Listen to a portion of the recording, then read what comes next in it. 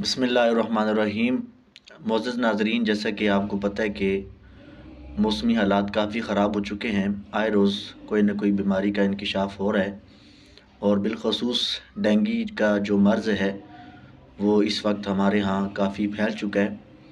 آئے روز دوسرے سے تیسرا مریض وہ اس کا شکار نظر آ رہا ہے۔ تو اس حالت میں ہمارے جو ائمہ کرام اور اسلاف جو گزرے ہیں، ان کا یہی مجرب شدہ یہ نسخہ ہے۔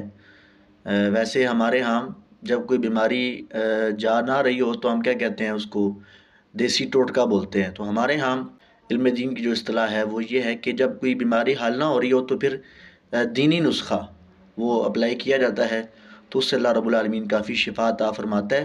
تو دینی نسخہ کیا ہے کہ آپ کثرت سے نبی اکرم صلی اللہ علیہ وآلہ وسلم پر کیا کریں، درود و سلام پڑھیں۔ تو جتنا آپ درود